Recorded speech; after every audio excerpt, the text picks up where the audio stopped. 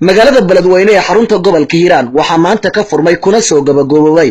qaybtii labaad ee shirka wadatashiga beelaha Jareerweyne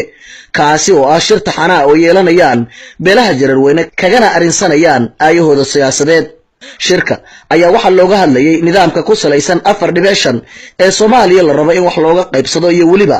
dhismaha maamul samaynta gobolada Hiiraan iyo Shabeellaha Dhexe oo la sheegay in saamiga ay ku yeesheen uu noqday 6 xubin isla markaasina ay si weyn uga soo horjeesteen mas'uuliyiin ka socotay dawladda federaalka Soomaaliya, siyaasiyiin, waxgarad, odayaal dhaqameed iyo waliba bulshada rayidka qaybaheeda kala duwan ee ku abtirsata beelaha Jareerweyne ayaa kulankii ay ku qabteen Beledweyne waxyaabihii ay ka yireen waxa kamid ahaa ayaa maanta waxaan fadhinaa inay maanta la kulmayaan bulshadeyntii daaweyntii ay mas'uuliyiinta ay u ahaayeen oo ayaga u yimideen maanta la wada fadhiyo aad iyo aad ugu faraxsanahay. waxaan rabnaa madaxweynaha wasaaradda arrimaha gudaha banayaal ayaan nahay oo 9 gobol degan in dhibkeena wax laga qabto ayaan rabnaa. General, welcome 4.5 dia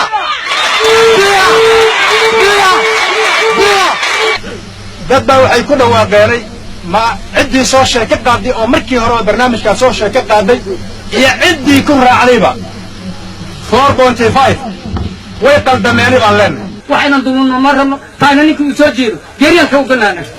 xogta aan ka raadinayna maxaan nahay xaqaani baan la ogolayn sidaan u lahayn baan loo bixinayn sidaan u ogolayn baan nalagu sheegayn meelaha sida xaqa aan leenahay inta xogayna dhan yahay ayaan la xaqiraya xor oo xornimo oo macnaha u doonayaan nahay baarlamaanka federaalka iyo kan haata la aasaasayaba waxaan doonaa laba qayb aan u fadhiisano laba qaybood jareer iyo jalaa annaga haddaan jareer iyo jalaa wax ku wadaagi weyn wax noo yaala ma leh addoomaysiga deer aan noqon haddii idaab gees laga joogaa waa la waay jareer iyo jalaa waxaan ku wadaagno xaqan saas waay annaga inta badan beesha Jareerweyne waa hadal gaaban oo nalagu rido laakiin annaga qowmiyadan nahay barnaamijkan ma dhawa xilliga uu soo bilowday waxaan filayaa dadku inteeda badan way ka warqabaan magaca Jareerweyne beel maaha waa baxweynta Jareerweyne waxaan leeyahay jareer meel kastoo jooga qor Allah u qaado Jareerweyne horta mar ha laga daayo beel ha laga daayo sidaba hore loo yiri waa qoomiyad ruux jareer u dhasho beelaha Jareerweyne dhaha ma arki karno horta marka federaalku waxaan u sheegaynaa inaanan rabin annaga wax la yiraahdo 4.5 waddanka waxay naga soo gaartay Jabuuti waxaan loo yiri mataqaanaa xaq ma aha waa xil ninkii ku riyoonaya inay labadaas gobol jareerka ku nool 6 xubnood qaadanayaan ama 10 xubnood ay qaadanayaan ninkii ku riyoonaya sawir Allah siiyo inuu ko xur ah waxaan dhimanaa inuu ko xur ah horta nimanka lugooyada 60kii jareer lagu bilaabi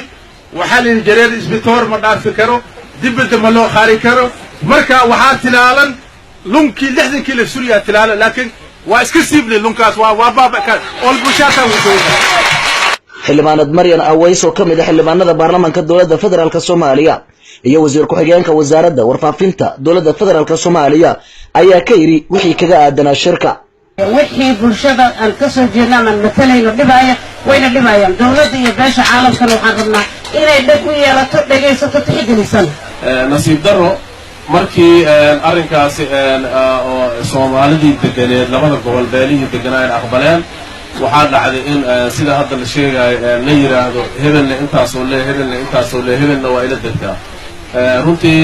beesha aaday arrinkaasi ay gadooday meel kasta ay joogto annaga marka waxaan go'aansanay gadoodkaasi beesha ay qabto inaan annagana la qaybsano mas'uuliyiinta maadaama aan nahay wasiirka wasaaradda kalluumaysiga iyo kheyraadka badda dawladda federaalka Soomaaliya Maxamed Cumar Aymoy ayaa sheegay in dawladda federaalka Soomaaliya ay xaqiraad ku hayso beesha Jareerweyne annaga marna mana ka shaqeynayna wax la yiraahdo dul dadna dulmin mayno dawladda dulmin mayno laakiin waxaan u taaganahay u soo tafaxeedana waxay tahay xuquuqda naga inaanu helno danta guud ee maanta uu leeyahay jareer waa inuu helo xaquuqdiisa keliya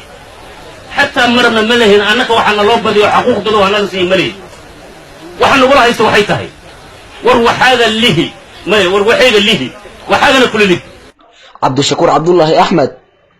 cabdishakuur shaashaa Somali News TV Beledweyne.